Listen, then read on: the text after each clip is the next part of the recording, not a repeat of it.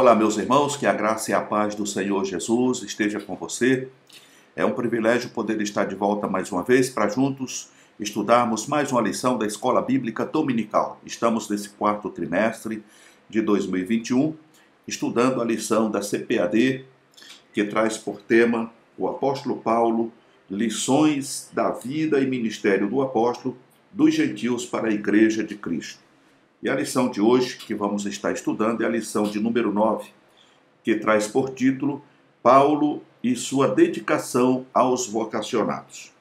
O texto áureo diz: Olhai, pois, por vós e por todo o rebanho sobre o que o Espírito Santo vos constituiu bispos, para apacentardes a igreja de Deus, que ele resgatou com seu próprio sangue.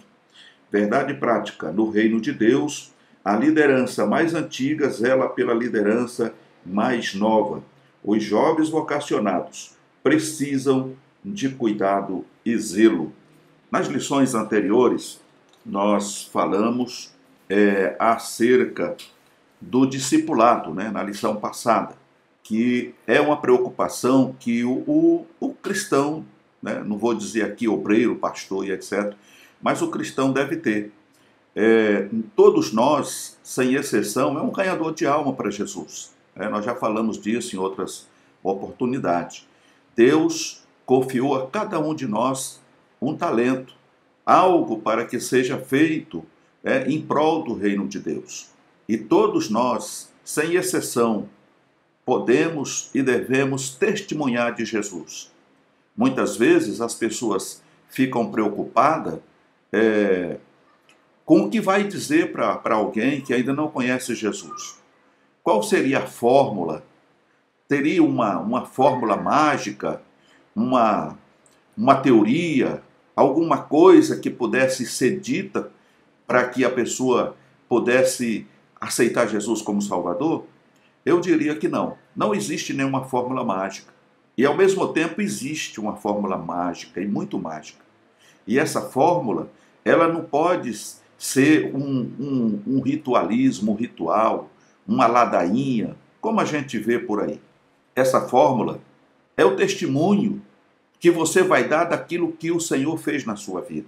Cada pessoa, indistintamente, que teve um encontro real com o Senhor Jesus, assim como Paulo teve e os outros irmãos, com certeza ele tem um ponto, algo a dizer sobre aquilo que Jesus fez em sua vida, como Jesus mudou a sua história, como ele vivia e assim por diante. Então todos nós temos essa incumbência. Na lição passada nós vimos acerca do discipulado. Falei inclusive de uma denominação, que eu não citei o nome, não vou fazê-lo aqui agora, que ela adota um sistema, e eu acho um sistema até diferenciado de outras denominações, que é a de, dependendo da pessoa que é sem Jesus, pegar um casal, uma família e entrega aquele novo convertido a essa família para que eles os adote como se fosse um filho adotivo. Então eles vão cuidar da educação espiritual daquele novo cristão. Outros usam outros modelos e assim sucessivamente. No entanto, agora nós vamos ver Paulo também preocupado e se dedicando àqueles que são vocacionados. Nós já falamos em lições anteriores que, infelizmente, existe em nosso tempo pós-moderno, em nossa época, obreiros que são egoístas. Eu diria isso, sem sombra de dúvida. Egoístas. Eu não sei o que acontece com esses obreiros. Eu não sei se é falta de segurança, não sei se é falta de conhecimento de Deus, mas eles trabalham fechando tudo. Eles não dão oportunidade para ninguém. Ele faz tudo sozinho. E sempre está reclamando daquelas pessoas, ou tentando afastar aquelas pessoas que, por amor a Cristo e por amor à obra, sem interesse, muitas vezes, tenta se aproximar para ajudar a fazer alguma coisa. E são muitas das vezes repelidos. Então, essas pessoas, quando eles percebem que você tem um pouquinho mais de conhecimento do que ele, então ele fecha tudo. Talvez tenha medo de perder a direção da congregação, a direção do trabalho para você, porque ele quer estar em evidência. E no reino de Deus, irmão, não pode ter esse tipo de coisa. Nós vemos Paulo falando, olha, um planta e um outro rega, mas quem dá o crescimento é Deus. Então esse tipo de coisa não pode acontecer. E tanto é prova disso, de que Paulo, ele vai dedicar um tempo do seu ministério para ajudar os novos cristãos, aqueles vocacionados. Eu poderia trazer um exemplo aqui bem popular, que muita gente acredito que conhece e já ouviu falar, dos chamados olheiros. Quem são essas pessoas?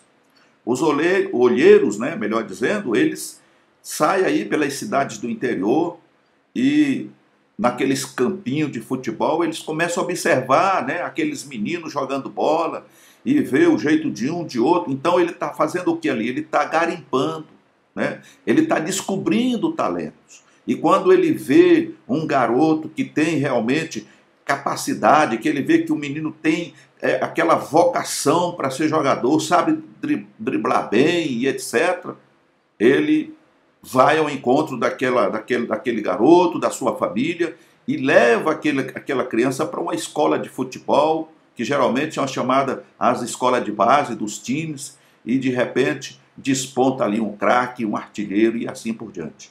Não é diferente na obra de Deus, né? Porque, como disse a princípio, todos nós, né, recebemos de Deus um chamado. Deus não nos salvou por intermédio de Cristo para que a gente ficasse na sombra e bebendo água fresca, tomando água de coco.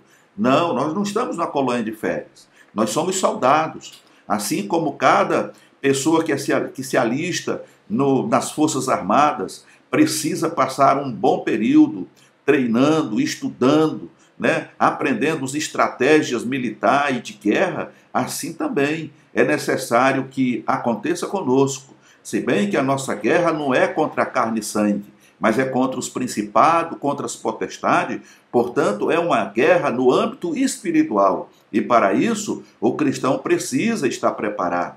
E a responsabilidade desse cuidado para com esses novos irmãos que são vocacionados, que têm chamada para o ministério, já começa a despontar, é do pastor, é do ministério da igreja.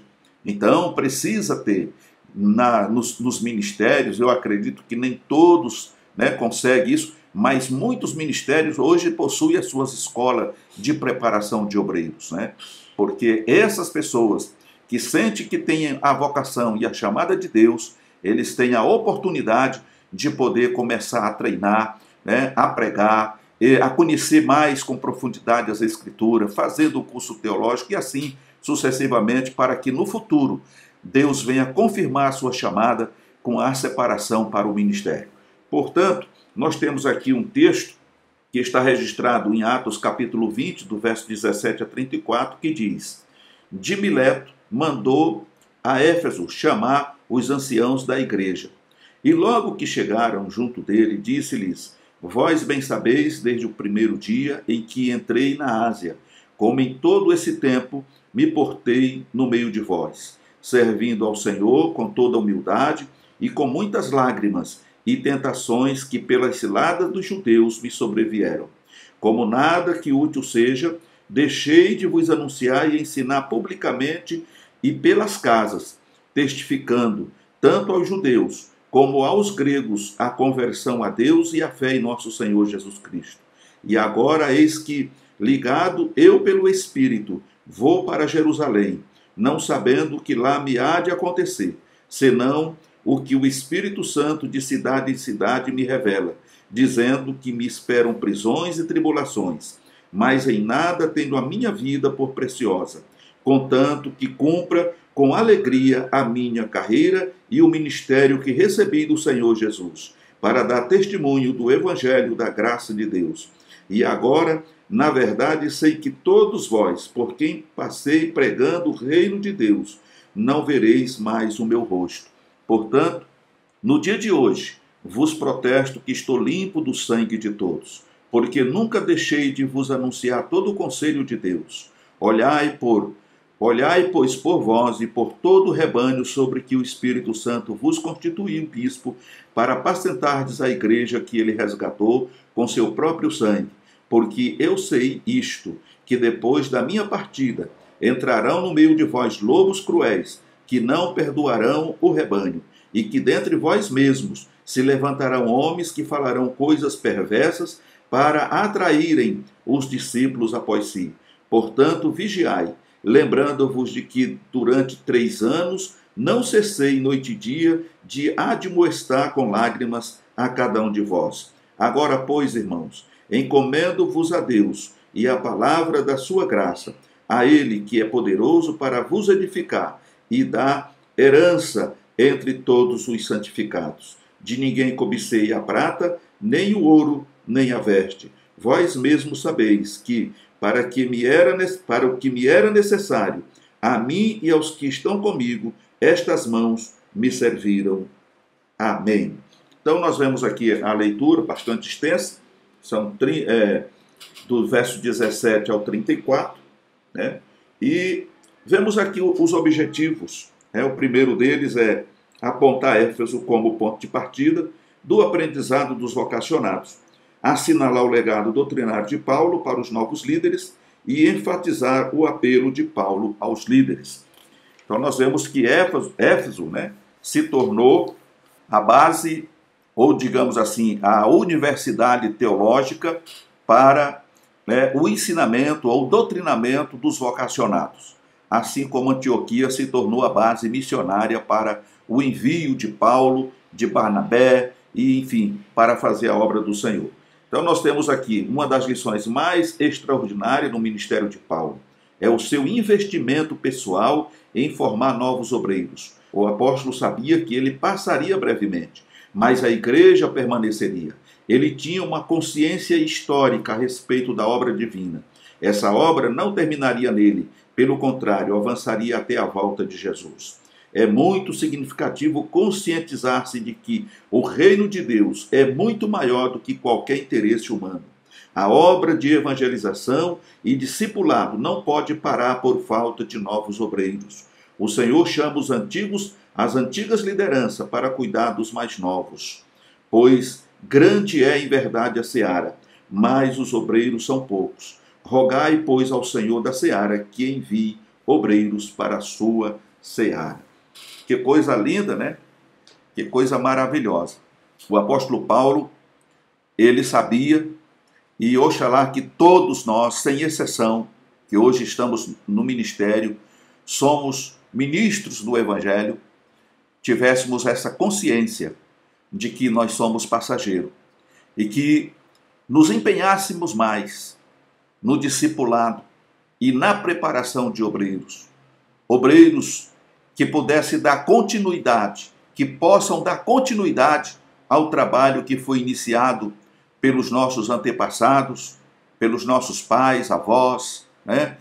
E que hoje está sendo realizado por nós e que amanhã esses vocacionados possam dar continuidade, não se desviando nem para a direita nem para a esquerda, mas sempre mantendo, né, o Evangelho como regra de fé para todo aquele que crê, porque é isso que nós precisamos, irmãos. Quando a gente muitas vezes ouve as pessoas saudosistas, né, lembrando daquelas épocas, eu sou um desses que sempre lembro da época em que eu ainda era um garoto, de como as coisas aconteciam, como Deus se manifestava e etc e tal, para que nós possamos manter essa chama acesa.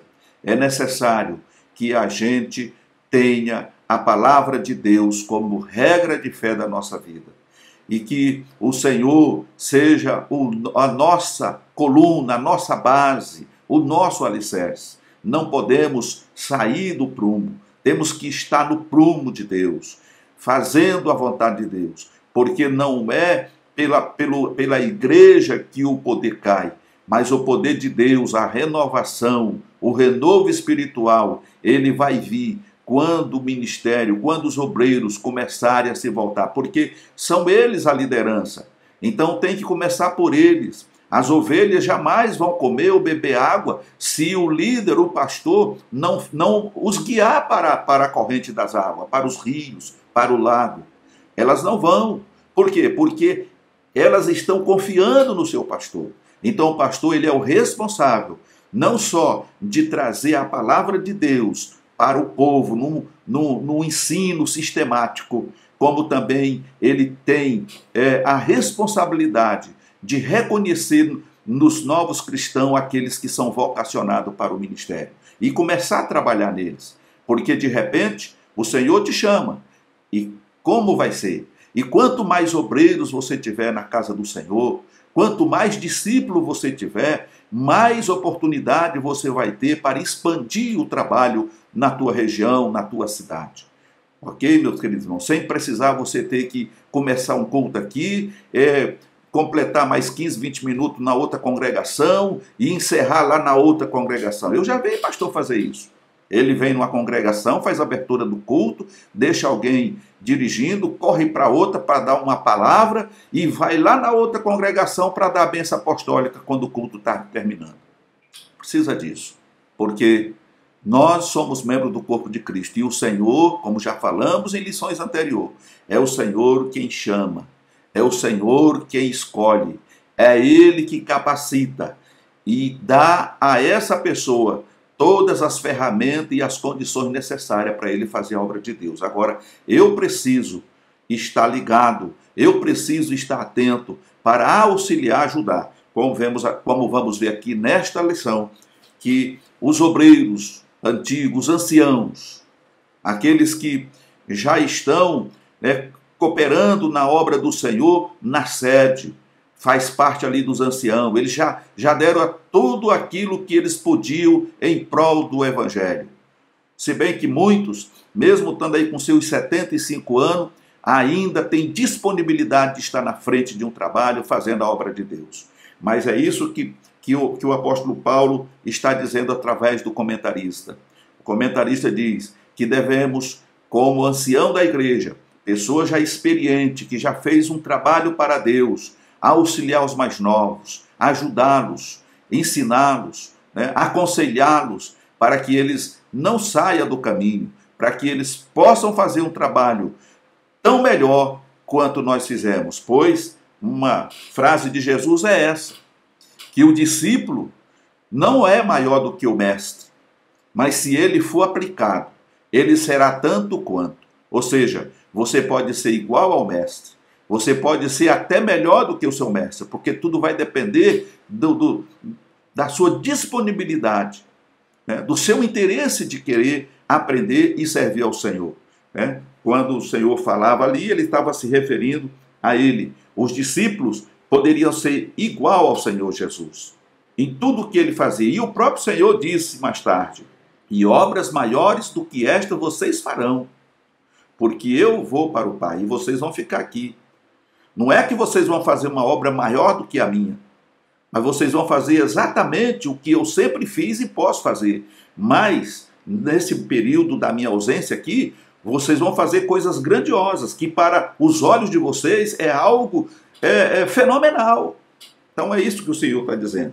Então vemos nessa lição, vamos estudar sobre o grande legado do apóstolo Paulo para os obreiros da atualidade. Sua maneira de ensinar os novos vocacionados, seu legado doutrinário para novos obreiros e seus apelos aos líderes para cuidar do rebanho de Deus. Temos muito que aprender com a vida do ministério do apóstolo dos gentios e que o Espírito Santo fale ao nosso coração. Então nós temos aqui, no primeiro ponto, que é chamado ponto de partida. Em lição anterior, vimos que Antioquia foi o lugar de desenvolvimento vocacional do apóstolo Paulo. Em Éfeso, o apóstolo permaneceu mais tempo e, por isso, dali surgiu um local estratégico para formar novos discípulos, assim preparar seus colaboradores vocacionados para atuar nas igrejas da Ásia. Era uma tarefa importante, pois o ministério de Paulo já estava mais independente dos apóstolos de Jerusalém, embora não perdesse a comunhão com a igreja-mãe. Logo, sem uma boa preparação dos novos líderes, a obra de Deus não poderia ser feita com eficácia. É preciso cuidar das novas vocações. Assim como começou o trabalho, de casa em casa, ponto de pregação, é uma oportunidade que a igreja hoje tem de estar, né, treinando esses novos cristãos, esses novos obreiros, dando a eles a oportunidade, depois de um período de aprendizado na casa do Senhor, através dos cursos de treinamentos para obreiros, que na maioria das denominações existe. Não estou falando aqui de cursos teológicos, mas são cursos preparatórios para obreiros, né, que algumas denominações possuem. Então, passa-se então a fazer um trabalho em que esses novos cristãos, esses vocacionados, têm a oportunidade de começar a fazer o trabalho do Senhor na prática. Fazendo o trabalho de reunião nas casas, nos pontos de pregação, e ali eles vão começar a desenvolver o seu talento. E quando você pensa que não, eles estão aptos para serem separados para um presbitério, para evangelista e cuidar de trabalhos muito maiores e talvez até com muito mais responsabilidade. Isso aconteceu comigo e acontece com muitas pessoas. Ninguém aceita Jesus de noite e no dia seguinte já é um pastor. Não é assim que funciona. Então há um processo e esse processo ele começa no primeiro degrau. É um degrau por vez. E quando você obedece às etapas, o teu ministério é profícuo, o teu ministério é abençoado por Deus, porque você cumpriu todas as metas que é preciso cumprir conforme está inserido aqui nas Escrituras. E Paulo, quando chega em Efésio e vendo a expansão da igreja, vendo a expansão do trabalho pela Ásia, ele sente a necessidade de preparar obreiros, porque ele sozinho não poderia dar conta. Ele, inclusive, por conta dos meios de transporte da época, ou era a pé ou era de navios. Então, era uma viagem muitas vezes demorada de um ponto ao outro. Não existia ainda naquela época o avião, né? Então, era necessário que se preparasse obreiros para que desse sequência, desse continuidade ao trabalho do Senhor que estava sendo plantado naquelas cidades. No segundo ponto, Paulo e o despertamento de novas vocações. O ministério de Paulo tomou uma proporção muito ampla. Era um ministério internacional para levar as boas novas aos centros culturais do mundo. Ele não podia atuar sozinho. Por isso o apóstolo arregimentou e investiu em pessoas que o auxiliassem a levar o evangelho. Podemos citar nomes como os de Timóteo, Sópatro, Segundo, Trófimo, Tíquio, Tito, Aristarco, Filemão, Gaio e tantos outros. Essas pessoas recebiam ensinos diretamente de Paulo, ou seja, o ministério do apóstolo despertava novas vocações. Louvado seja o nome do Senhor. Então aqui está, ele não escolheu a igreja toda, mas ele escolheu pessoas que ele viu nelas vocação, desejo, jeito. É fácil descobrir, irmão. Quando você é dirigente de igreja, você sabe. Você não precisa pedir para o irmão, irmão, abre aquela janela, fecha aquela porta. Irmão, dá uma aliadinha nesse banco. Irmão, fica ali na porta. A pessoa parece que já sabe. Você não precisa mandar, a pessoa já sabe, ele é ágil, ele vai, ele arruma uma coisa, ele conserta outra, ele está ali sempre atento. E é essas pessoas que você deve começar a ajudá-las para que elas venham desenvolver o seu ministério. Dá oportunidade para essa pessoa trazer uma palavra, dar um testemunho. Chama essa pessoa para dirigir a Deus uma oração, uma palavra de oração. Vê como ela se sai. Porque tem pessoas que têm jeito para fazer muitas coisas dentro do templo, mas ele não tem assim, aquela dicção para pregar, não tem eloquência. Então é uma pessoa que vai dar certo como um diácono, às vezes até como um presbítero, se bem que quando a gente fala de bispo, segundo a palavra de Deus, o bispo, ele é uma pessoa que tem conhecimento bíblico, porque é o bispo que ensina, ele é o responsável pelo ensinamento na igreja, doutrinar, ensinar a igreja. Então, geralmente, ou dentro da ótica bíblica, as pessoas para o ministério da palavra, o presbitério, teria que ser alguém que realmente tenha conhecimento. Então o camarada não tem eloquência, não tem conhecimento bíblico profundo, tem dificuldade para se expressar, então essa pessoa pode funcionar muito bem como um cooperador, como um diácono, e o nome do Senhor vai ser glorificado. Então isso desponta no meio da igreja, e Paulo, ele dá o nome dessas pessoas, ele começou a trabalhar, ele mesmo começou a instruir esses irmãos e prepará-los para depois eles serem enviados para aquelas cidades aonde havia necessidade de obreiro. Como diz o texto, a seara é grande, mas os obreiros são poucos. Então, o conselho é, vamos orar para que o Senhor envie obreiros à sua seara. E muitas vezes, irmãos, os obreiros estão aí, são diamantes brutos, que precisam ser trabalhados, precisam ser lapidados. Então, é responsabilidade do irmão, como dirigente de igreja, pastor de campo, descobrir esses talentos no meio do povo de Deus, da igreja, e começar a trabalhar com eles, para que eles possam, no futuro, ser ferramenta útil na obra de Deus. Nós vemos aqui no tópico 2, que fala sobre o legado doutrinário de Paulo para os novos líderes. A advertência de Paulo a respeito dos judaizantes e dos gnósticos. Primeiro, quem eram os judaizantes? Durante o ministério de Paulo, muitos judeus acolheram a mensagem apostólica e tornaram-se cristãos, mas nem todos aceitavam a liberdade cristã dos gentios.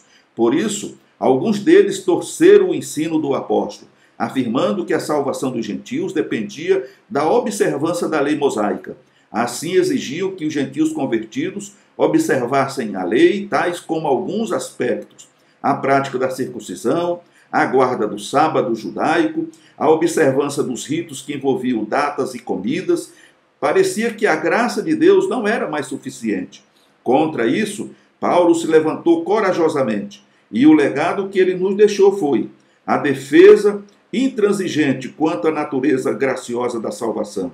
Disso, nenhum líder cristão pode abrir mão. A salvação é por graça e não por mérito humano. Segundo, quem eram os gnósticos? Havia cristãos adeptos do gnosticismo. Eles acrescentavam elementos filosóficos à fé cristã que corrompiam a sã doutrina. Era uma filosofia prejudicial ao evangelho que Paulo ensinou. Os gnósticos se consideravam mais espirituais que os demais. Para eles, o espírito era mais importante que o corpo, e ensinavam que o corpo é matéria imprestável.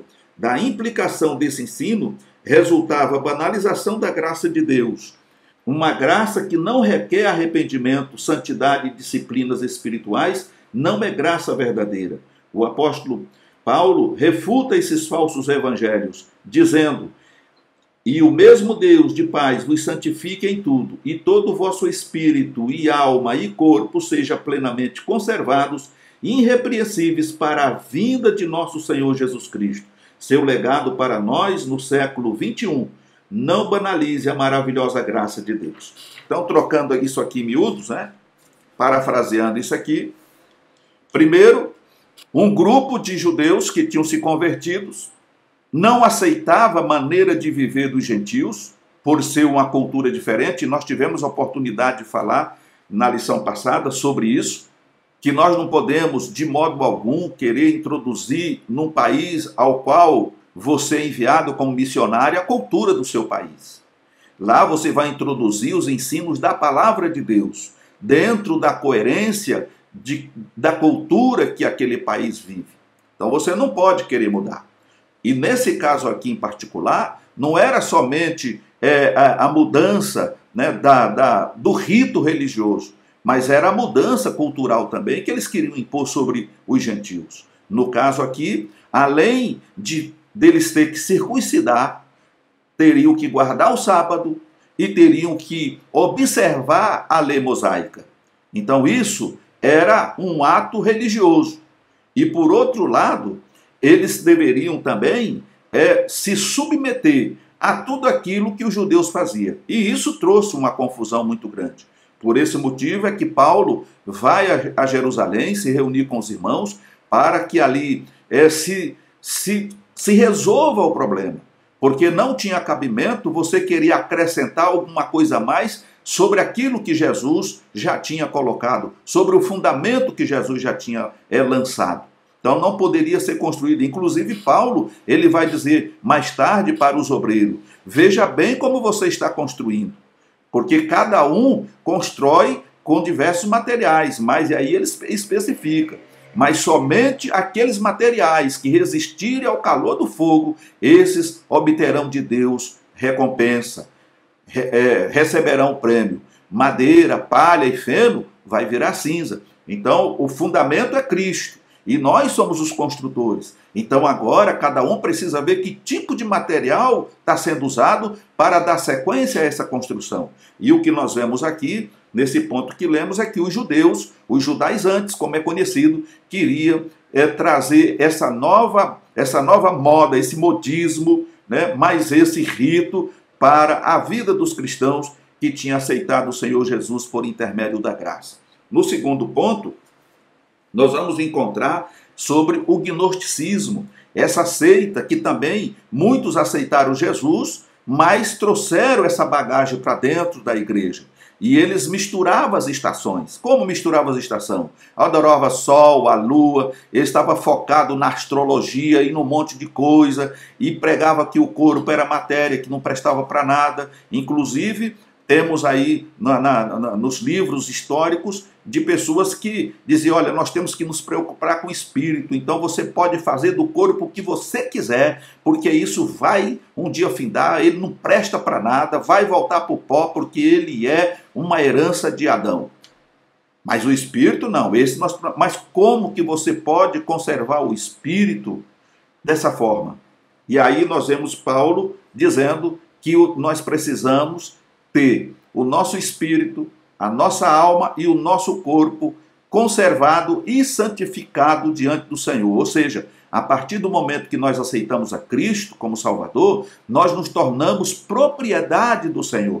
Nós nos tornamos servo do Senhor. E agora o Senhor exige de nós separação, santificação. É claro que é um processo que demora, que não é uma coisa que acontece da noite para o dia, mas é um processo que precisa ser vivido e trabalhado, e isso vai acontecer de acordo com aquilo que você vai fazendo, ou seja, dando a liberdade ao Espírito Santo trabalhar, porque o Espírito Santo do Senhor está em você, ele está com você, mas ele não vai tomar a frente, como às vezes alguma pessoa pensa e quer, que o Senhor ataie, que o Senhor faça isso ou aquilo com o cicrano, porque ele saiu fora do caminho. Não, porque existe o livre-arbítrio. Enquanto você se mantiver em dois pensamentos, ou em cima do muro, nem pula para um lado e nem pula para o outro, o Espírito Santo vai ficar ali aguardando. Ele está esperando você tomar uma atitude. Ele está esperando você tomar uma decisão. Agora, a partir do momento que você tomar uma decisão, não, eu quero me santificar, eu quero ser templo do Espírito Santo, eu quero estar no centro da vontade de Deus, eu quero fazer algo para o meu Deus, então a partir dessa hora o Espírito Santo diz assim, pois muito bem, vamos começar a trabalhar. E aí ele vai começar a trabalhar em você. Vai tirando aquelas arestas, aquilo que não é do agrado de Deus, ele vai te dando sabedoria, graça, para que você comece a visualizar aquilo que é bom e aquilo que é ruim, e Deus vai trabalhando e vai te capacitando, e você vai se tornar um vaso nas mãos do Senhor. Então tem um processo, e esse processo muitas vezes é dolorido, é doído. Às vezes, irmãos, nós nos acostumamos com a dor. Por exemplo, no momento em que você pisa num espinho, você sente uma dor terrível. Né? Você pula, né? Tem gente que abre a boca e até xinga, e agacha ali, tenta arrancar aquele espinho, arranca, mas vai ficar inflamado aquele negócio ali. Mas chega um momento em que aquela dor já nem incomoda mais. Tem pessoas que ele é da mesma forma. Ele se habitua com o pecado, aquilo machuca, dói muitas vezes, mas é como as pessoas lá no Nordeste assim, é o jeito do cachimbo que deixa a boca torta. O camarada está viciado naquilo lá que o dente já gastou, a boca já ficou torta, porque ele usa sempre a mesma coisa. E o Senhor, quando nos liberta, ele nos tira debaixo dessa maldição. Ele muda o nosso caráter, ele transforma o nosso viver, mas ele transforma de acordo com aquilo que eu quero que ele faça. Porque, apesar de ter entregue a minha vida nas mãos do Senhor, a liberdade do operar do Espírito Santo, isso só vai acontecer se eu realmente entregar ao Senhor o meu espírito, a minha alma e o meu corpo.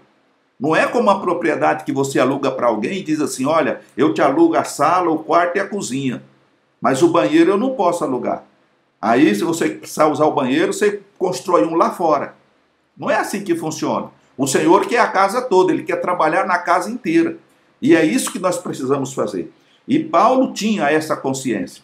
Ele não só discipulou os novos cristãos, como ele trabalhou nos vocacionados, porque ele sabia que amanhã depois, as mesmas dificuldades que Paulo encontrou com esses judaizantes, com esses gnosticistas, aqueles novos obreiros iria encontrar também. Até quando ele, na leitura que fizemos, você vai observar que ele já antevia que depois da sua partida, muitos se levantariam, né, enredando as pessoas com filosofias e com muitas coisas para poder atrair as ovelhas para si.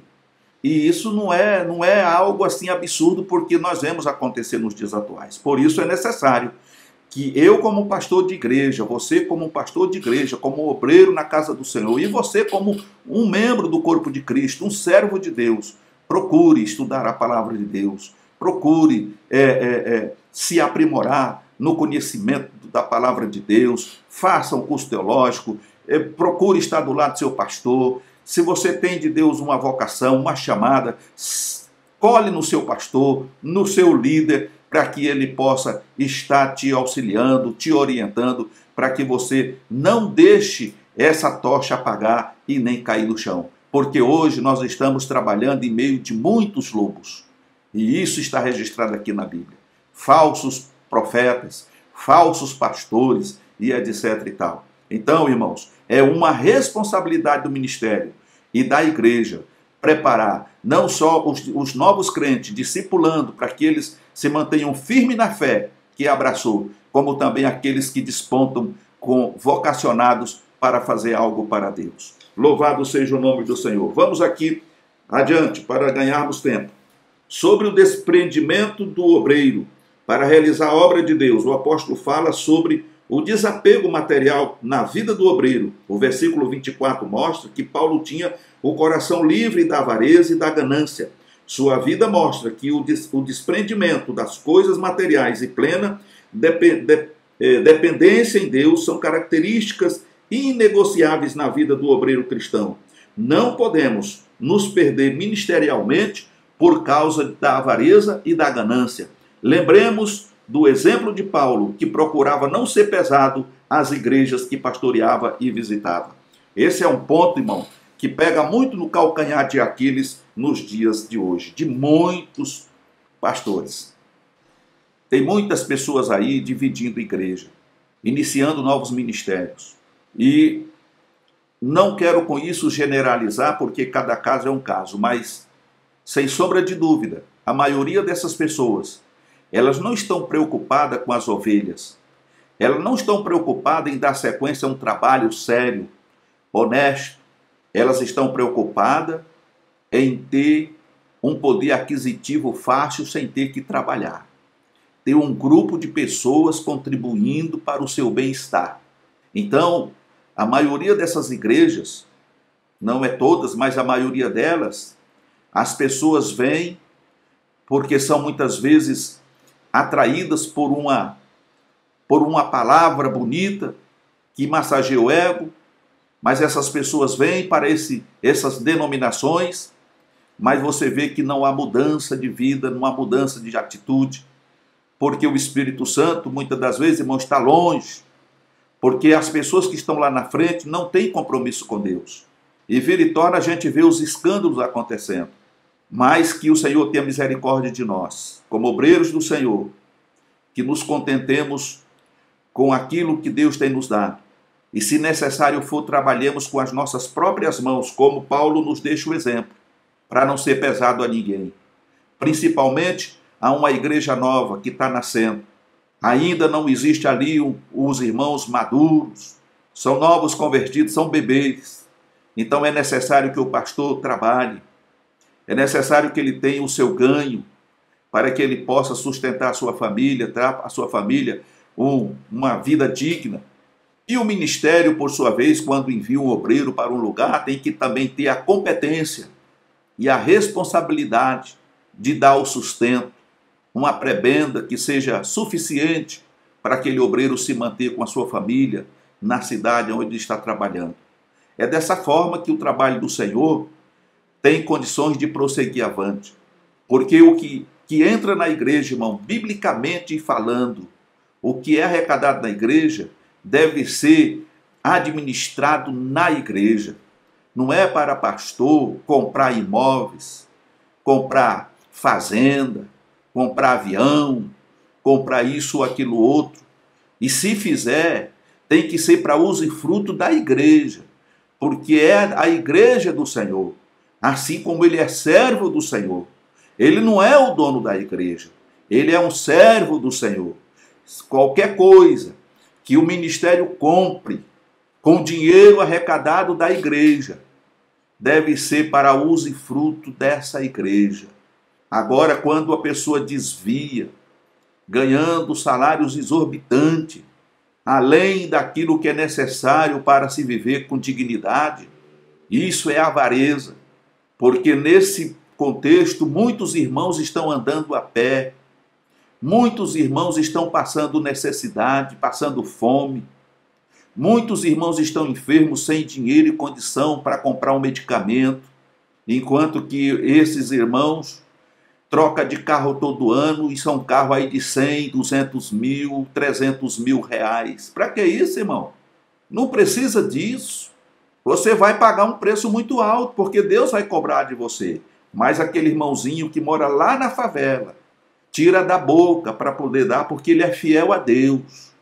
Então você, como obreiro do Senhor, precisava ter temor a Deus e saber administrar com cuidado aquilo que Deus tem depositado no tesouro da igreja. Pois o texto é explícito quando diz, para que haja mantimento na minha casa. Mas esse mantimento é para ser dividido como foi, e como era, e como precisa ser. Porque lá na igreja de Atos, era assim que funcionava. Nós temos ali o exemplo. As pessoas vendiam seus bens e traziam, depositavam aos pés dos apóstolos, e era administrado, e todos tinham tudo em comum. Então não havia no meio daquele povo necessitado. O irmão está desempregado? Sonda a casa do irmão, vai lá ver. Está desempregado? Se compromete em levar uma feira lá para o irmão. Não é uma cesta básica com arroz estragado, feijão bichado, não. Viu? Vai no mercado, faz uma compra decente. Compra lá carne, compra leite e leva para o irmão. E ajuda ele em oração. Indica ele para alguém que você conheça, para que alguém possa arrumar um trabalho para ele. Com isso, irmão, você vai ganhar mais amor, mais admiração dos demais irmãos, porque a igreja enxerga. A igreja não é surda e não é cega, não. E Deus também está vendo o que você está fazendo, né? Dilapidando o patrimônio da igreja e colocando no seu nome, quando na verdade você não é dono de nada. Você é um funcionário de Deus. Você é um servo do Deus Altíssimo. Então o exemplo tinha que partir de você. É muito triste a gente ter que comentar isso aqui, porque é o que acontece, infelizmente. Muitos lugares, as pessoas se acham donos da igreja e os irmãos se tornaram boiada, é massa, viu? Manipulada, só serve para poder contribuir para que eles vivam a vida de rei e rainha. Não é assim que funciona, não. Ok, meu querido? Que Deus em Cristo te abençoe e te guarde. Querendo Deus, retornaremos numa outra oportunidade. Sei que foi difícil falar o que eu falei, mas é real. E nós não estamos aqui, irmão, para passar pano quente em ninguém, viu? A palavra de Deus tem que ser pregada como tem que ser. E as verdades precisam ser ditas. Eu sei que muita gente vai até se desinscrever do canal. Não tem problema, irmão. Se você pensa ao contrário, como os gnosticistas, como aquele judaizante lá, que quer impor encargo em cima dos irmãos, mas na verdade você não quer mexer nem com o dedinho, como Jesus falou, então não tem problema. Mas eu tenho um compromisso com meu Deus, é de falar a verdade, é de mostrar e botar o pingo nos is. É lógico que um dia Deus vai trazer juízo, mas é bom advertir, porque muita gente é inocente e não sabe o que acontece.